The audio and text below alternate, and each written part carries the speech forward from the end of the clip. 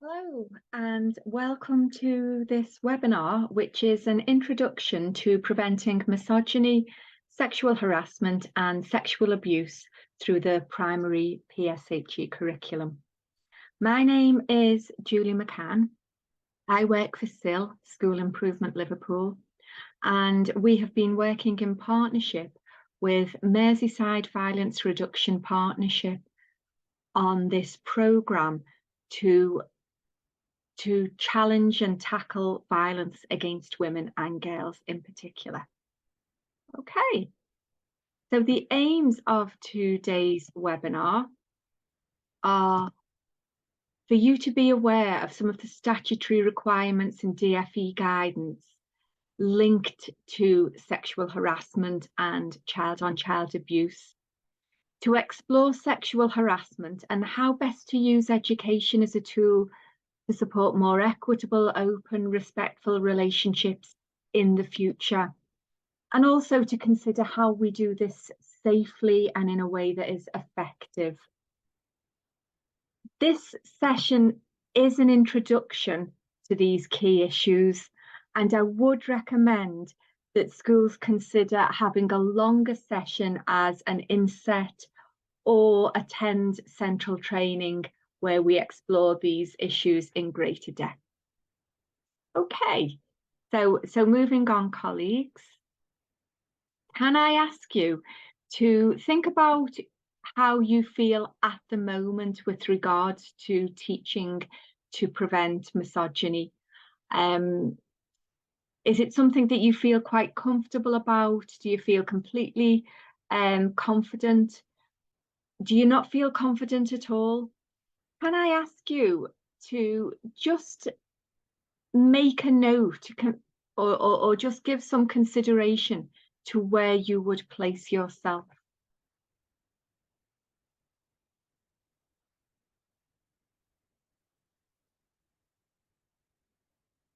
And what do you think would be helpful in making you more confident?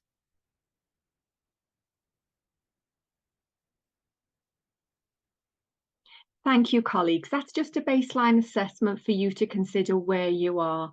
And hopefully you will be able to make some progress and feel more confident in teaching to prevent misogyny, to prevent sexual harassment, to prevent child-on-child abuse.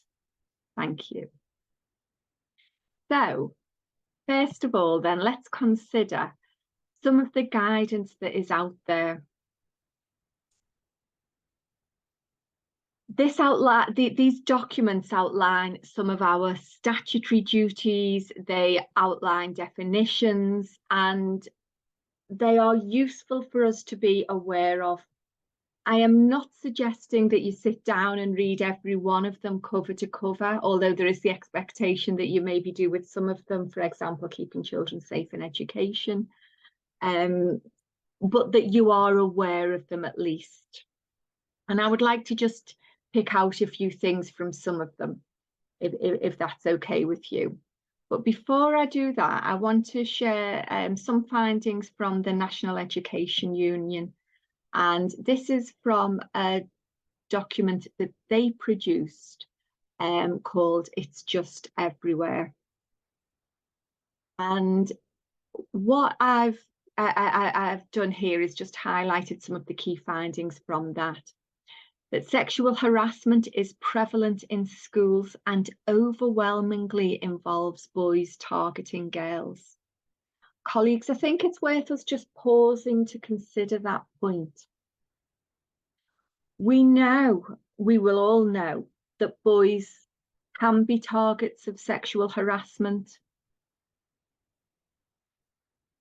and that when they are, it is every bit as damaging and demeaning and harmful to them as it is for girls.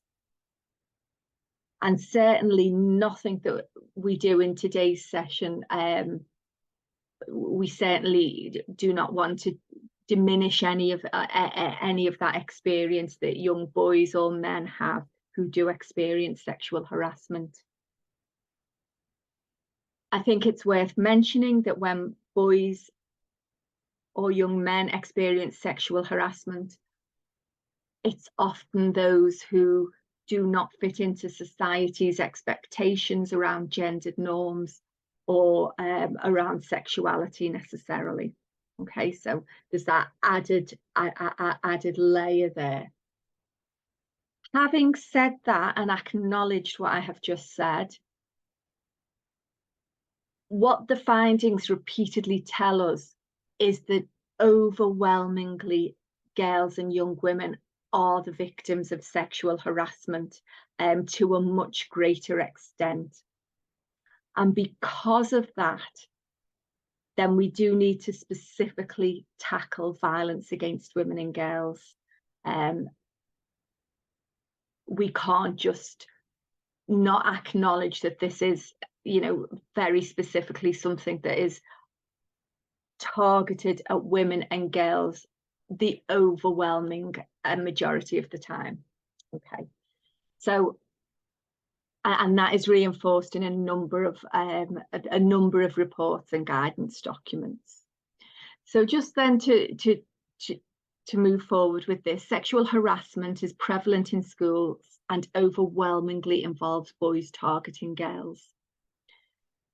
64% of teachers in mixed sex secondary schools hear sexist language in school on at least a weekly basis. And a quarter of secondary school teachers say they witness gender stereotyping and discrimination on a daily basis. Just 17% of girls at mixed sex secondaries think that their school does enough to stop sexism. Okay, colleagues, what I'd like to focus on now is the Ofsted report from 2021 that looked specifically into this issue. And what that report found was that, and it echoes the NEU report, that sexual harassment is a routine part of young people's daily lives, and they don't see any point in challenging or reporting it. Again, girls suffer disproportionately, complaining of sexist name-calling, online abuse, upskirting, unwanted touching in school corridors, and rape jokes on the school bus. Sexual harassment has become normalised in school, online, and in other unsupervised spaces, e.g. parks, and teachers consistently underestimate the scale of the problem. These were the findings from Ofsted. Sex education is out of touch with the reality of children's lives, and that schools should assume that sexual harassment and online sexual abuse are happening in their settings, even when there are no specific reports. Okay, so really quite a hard-hitting report there from Ofsted. And then, colleagues, I wanted to bring us on to keeping children safe in education. And I wanted to especially highlight the importance that keeping children safe in education places on preventative work. The PSHE curriculum is whole school, so it is a universal entitlement. Every child accesses it, so it's not targeted. And it is that preventative work that every single student accesses. So if we consider PSHE in that way as our preventative curriculum, that is well planned, regularly timetabled, and reinforced year on year and across the curriculum. It must be fully inclusive. All of our children must access PSHE and the preventative education it offers. And what keeping children safe in education outlines is some of the ways that some of the key strands in PSHE that are addressed, which go on to support children to be resilient when it comes to not joining in with abuse or harassment, to being able to ask for help if they experience it, to understand boundaries and consent and the rights that they have over their own bodies. Okay, colleagues, so I've mentioned some of the pertinent documents there, and I've highlighted some points from them. Okay, and what I'd like to do now is just ask you to pause the recording and have a discussion. If you're with your colleagues, have a discussion about what preventative work you are already doing in your school. If you're not with your colleagues, you're on your own. Just take a couple of minutes reflection and consider what preventative work are you already doing through PSHE, through the curriculum that you have in PSHE to prevent sexual harassment, child-on-child abuse, misogyny. Thank you. Okay, so hopefully we were able to come up with some examples of the work that we are doing in school, in our primary setting. I think it's important to say that we don't wait until something has gone wrong, until there has been an issue within school, but in a timely fashion, we do that preventative work. Did you mention the work that you do around gender roles, stereotyping, equality? Did you mention the work that you do around consent or permission? How to ask for consent, how to give consent, how to withhold consent and your right to do so? Did you talk about body parts that are private and learning about body parts that are private, being able to name body parts that are private, being able to ask for help or tell somebody if somebody does touch body parts that we don't want them to? About boundaries and privacy, appropriate and inappropriate touch, all the work that you do around healthy and respectful relationships, family relationships, friendships, relationships that we might have when we're older and we're in the workplace, or romantic relationships when we are older. Online safety, and very much online safety is less and less a strand on its own as something that comes into every single aspect of this. Everything that is covered already, online safety is part of that. Seeking help. And of course, what we are teaching, what this webinar is about, is how to teach that preventative work to prevent sexual harassment, to prevent sexual violence and abuse. That doesn't mean we are teaching our young children about sexual violence or abuse. Of course not. It would be highly inappropriate to do so. But it does mean that they are learning those attitudes, those skills, that important knowledge around what it is to be safe, the right to be safe, to challenge what it is to be male, what it is to be female, when they are put into boxes. Okay, so we're certainly not teaching about sexual violence at primary school, but we are doing lots of preparatory work that helps our children to be resilient to some of the harms that are out there. Okay, and with all of these strands that we've talked about, the boundaries, the consent, the gender stereotyping, we don't just teach them once and then tick off that we taught that in year 2 or that we taught that in year 5 or wherever it might be. We revisit it time and time again through our spiral curriculum, coming back to and building on what's gone before.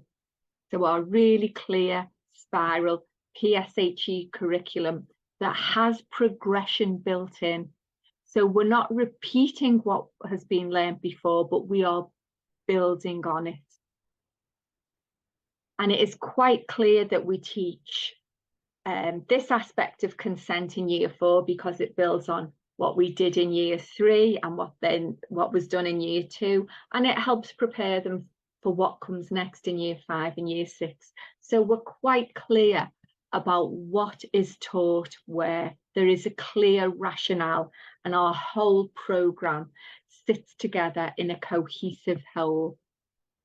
We teach in a timely manner. We don't wait until there has been an issue, until something has gone wrong before we start to teach, but that we do put all of this preventative work in place, and that we assess where children are up to and what their needs are, and that there is real pupil input. We find out what their needs are. And I think this goes without saying that our PSHE is timetabled on a regular basis. Gone are the days of drop-down days or health weeks where all of our PSHE is covered. But actually, this is a regular subject within school that is revisited and timetabled. And it has that same value as any of our subjects. Okay. So hopefully, as I was going through those things, you were mentally saying, yes, we do that in our school. Yes, we do that in our school. And colleagues, as well as the model for delivery, thinking about what we do with it within PSHE. How do we make sure that it is safe and it is effective? We should have a special set of ground rules for our PSHE lessons, about listening and respecting one another, about not putting others on the spot or asking them personal questions, that we don't laugh about what others said when we're out on the playground. So a really clear set of ground rules that helps us to keep our PSHE lessons safe. We use distancing techniques. We don't put a child on the spot and say, what would you do in this situation? But we might say, what should Joe do? Or what should Jack do? Or we use a character. We might say something like, in a school just like ours, a 7-year-old boy. Or we may use a puppet, or we may use some role play where the children are role playing somebody else. But we use distancing techniques. We don't put our children in the situation so that they feel emotionally that they are in that situation. It depersonalizes the learning and helps us to engage on a level with the learning that we can be more objective. Our PSHE helps pupils to increase their knowledge, but also to develop skills and attitudes. They learn that they learn to have the skills to say no to something that isn't safe. They learn to have the skills that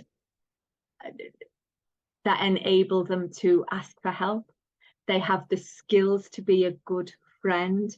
They have the skills to communicate well. And we develop attitudes around empathy, around respect, about taking a non-prejudiced attitude. So they need that vital knowledge about how to stay safe, about rights they've got, about the law maybe. But they also need practical skills and attitudes to be developed through PSHE. And it's important that when we teach PSHE, we avoid shocking children or making them fearful or making them feel ashamed of their past selves or their families or their identity. When children feel any of these things, they're not in the right place for learning. It can make them switch off. It can alienate them and stigmatize them.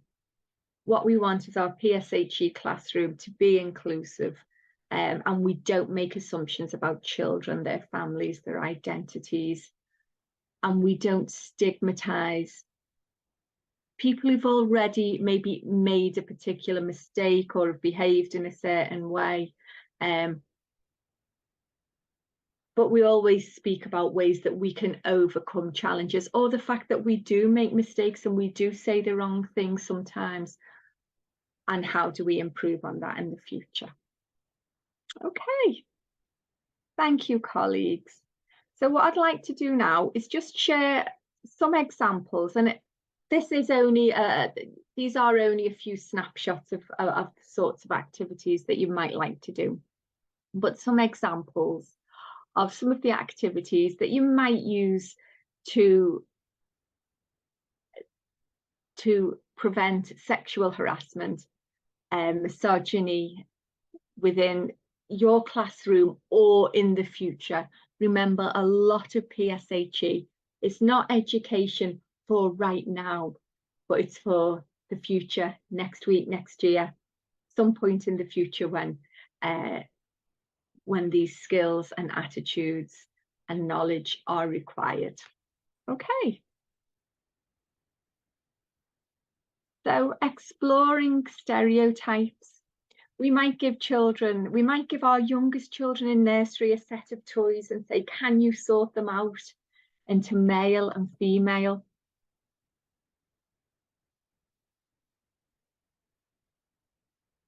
We might do the same sort of activity, but with jobs, maybe with older children, maybe with year 2, year 3. Which jobs are male, which jobs are female? And maybe we could do it with words with our older pupils. Would they say certain words are more male or more female? But then, of course, what we want to do is challenge their thinking. We don't want to say, no, you are wrong. That's a bad idea. But let's challenge children's thinking, asking them those philosophical questions. Why do you say that? Why not this? What might somebody who disagrees with you say? Is that always the case? Can you come up with any exceptions? Have you listened to others? Have anything that they say changed your thinking? Is what you're saying a fact or an opinion? So we're exploring ideas together. So if a child insists that a car mechanic can only be a male, let's explore this. Do you think there are any examples of car mechanics who aren't male? Who might disagree with what you've said? Do you think that's a fact, or is it an opinion that there's something about being male that means only you can be a car mechanic? So you explore it in a way that doesn't make it into a debate where we insist on taking one side or another, but we unpack the thinking together and we try to improve all of our thinking together. Okay, colleagues, let's look at another example of an activity that in this preventative work. I'm thinking about consent and How do we begin to communicate that with our youngest children, with our early years children when they're first in school with us? We think of something like this: does the cat want to be stroked? And we wonder, can we tell if the cat wants to be stroked? Can we offer a hand to the cat to see if it wants to be stroked? If we already know the cat, do we know what its cues are? Should we just walk up to any cat and stroke it? And it's beginning to understand that we respect personal boundaries, that we have to read what the other, in this case cat, the other living thing is saying, and respect what they're telling us about what their preference is, because that's their own body, that is their space. Okay, so really gentle, really age appropriate, but actually important messages there for our youngest children. And still with our youngest children, thinking about, are we insisting that they hold hands with one another, for example, or do we encourage a culture of consent where we might ask the question, will you ask your partner if it's okay to hold hands as we walk to the hall? Similarly, with something like peer massage, ask your partner, is it okay to give them a shoulder massage? And give some consideration to what we put in place if it's not. Okay, can you do a massage for yourself? Can you massage the teddy bear? Whatever it might be. But if we create a culture of consent, we've got to have in mind, if the child doesn't want to have the hand held, or if the child doesn't want the shoulder massage, what have we got in place? And then as children are getting older, really coming to understand that term consent and what it means and when is it needed. So a sorting activity like this one, is consent needed? Why not? And again, those same sort of questions. Do we agree? Do we disagree? What might somebody else say? And thinking about whether or not consent is needed. And colleagues, while it's important that children know that consent is needed sometimes, do they always know how to ask for consent? And do they always know that if we ask, it might be refused?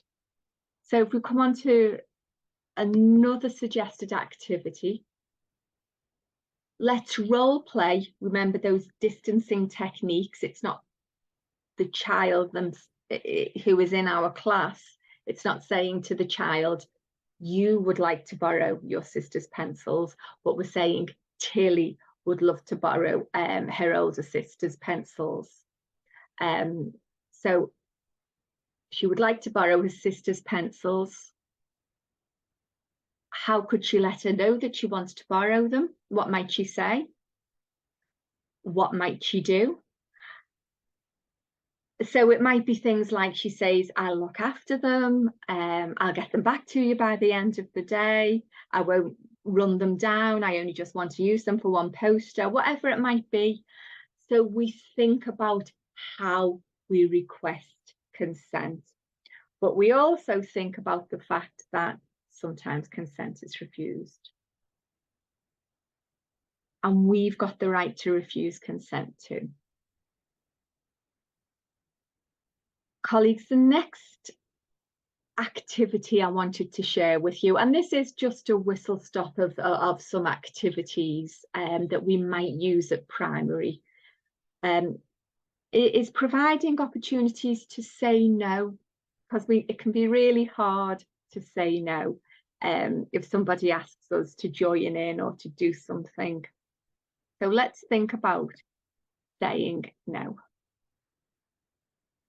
Do we provide opportunities right through school? Remember our spiral PSHE curriculum where we revisit things.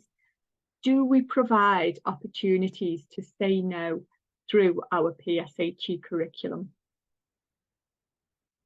Again, we're using our distancing techniques. A child in a school just like ours has been asked to play a game, look after the neighbour's pet dog, carry a package, watch an 18, keep a secret, go on a website that feels unsafe, post an image of a classmate that they know will upset them.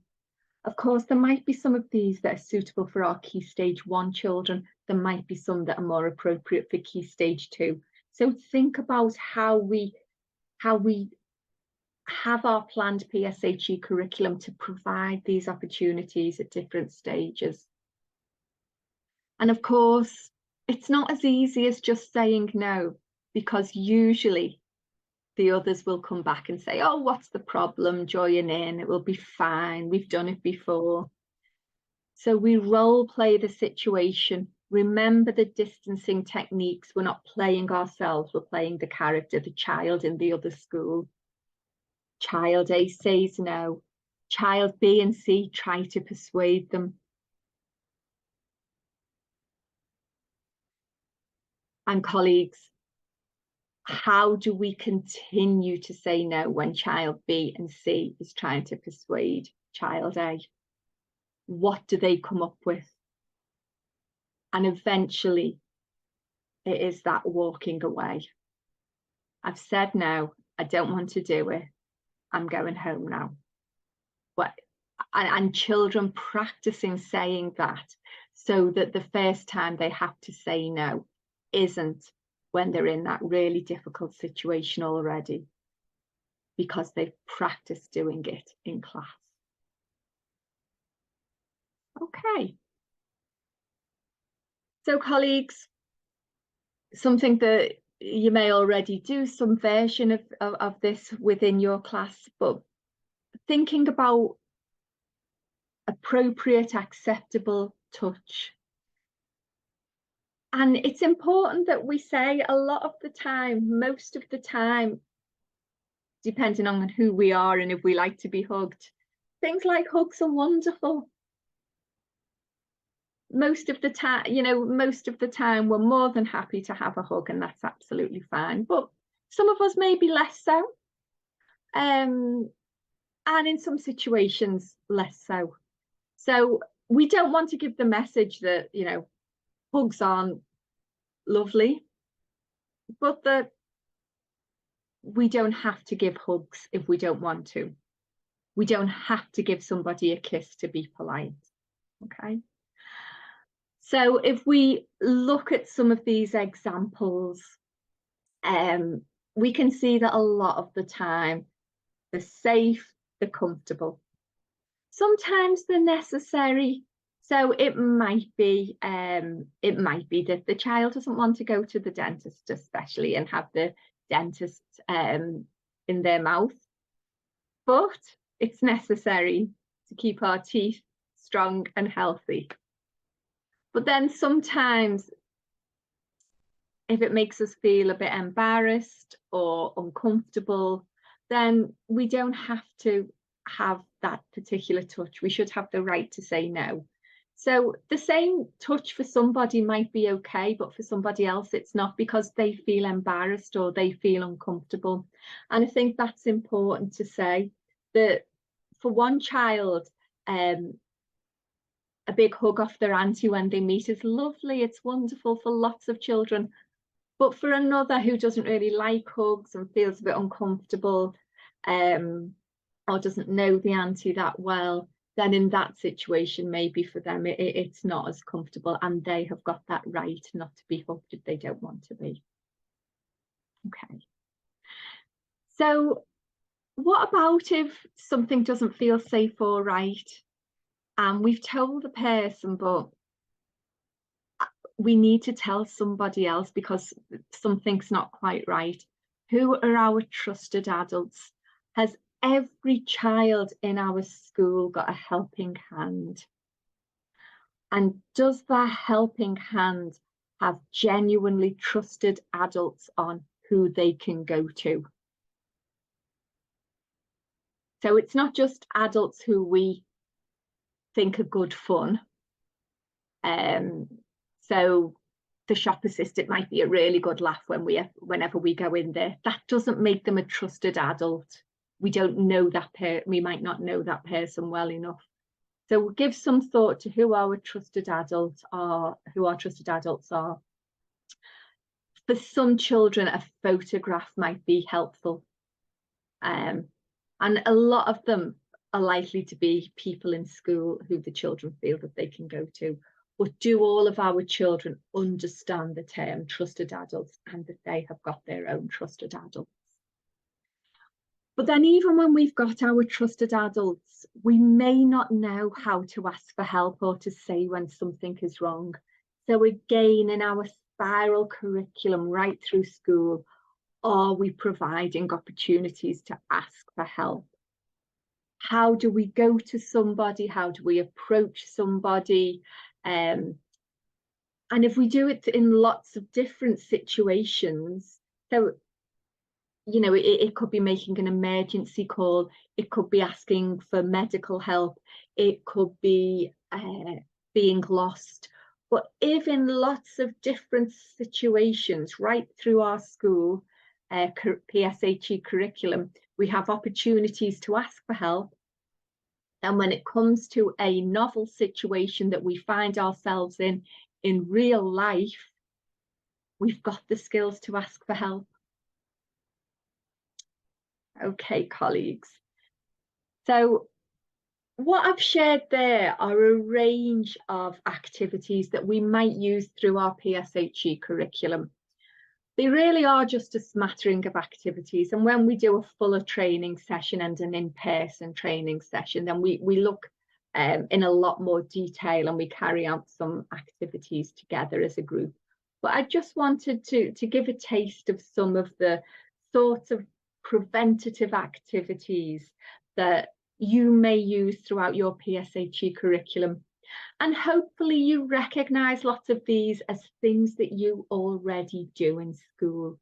Or if you don't, or you think, yeah, we do that once, but we don't revisit it and build on it, then it's giving you some food for thought for some of the tweaks that you need to make.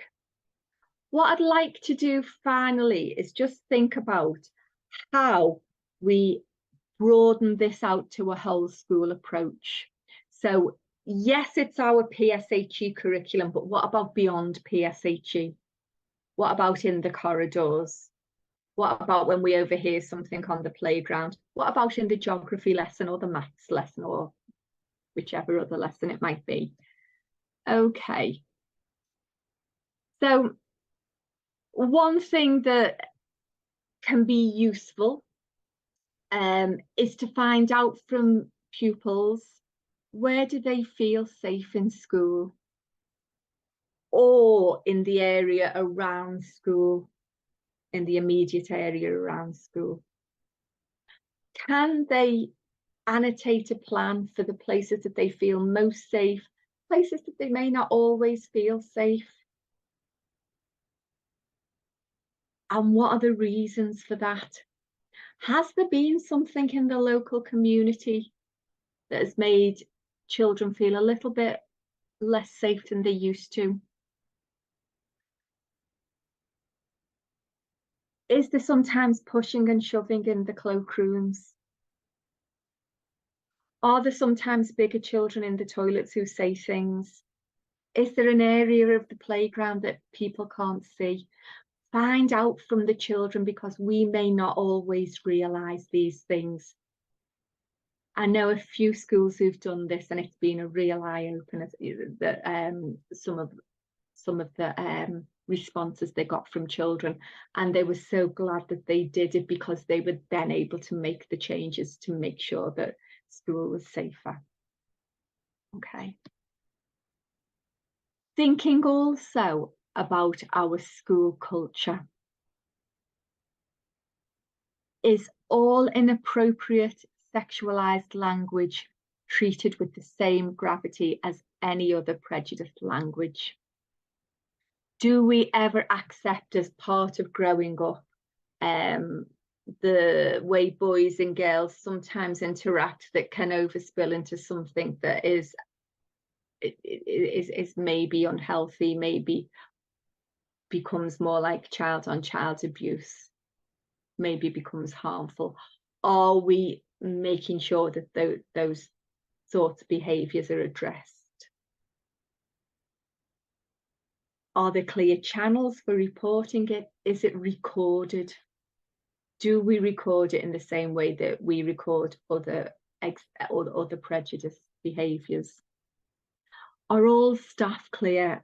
All staff, teaching staff, support staff, lunchtime supervisors, school admin and business staff, and ground staff, and so on. Are we all quite clear about how we respond when we hear certain types of behaviours or certain types of language? Is it ever trivialised? And is there a clear policy? Is it stated clearly within our policies what the procedures and processes are? And then, colleagues, and this is something for you to do as a staff,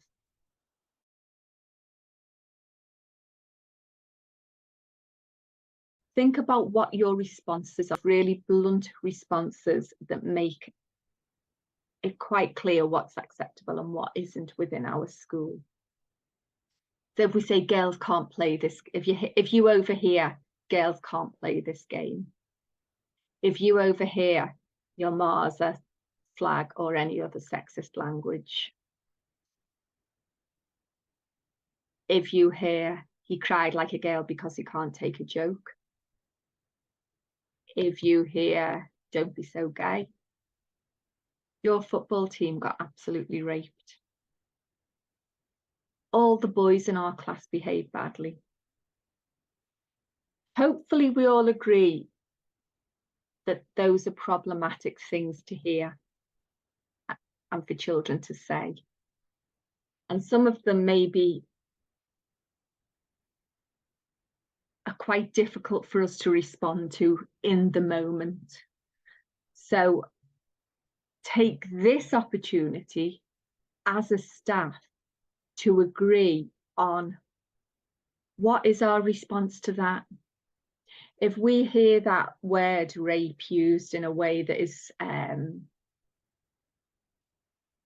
supposed to be humorous, is frivolous, is trivializing what is being described, then how do we as a staff deal with it?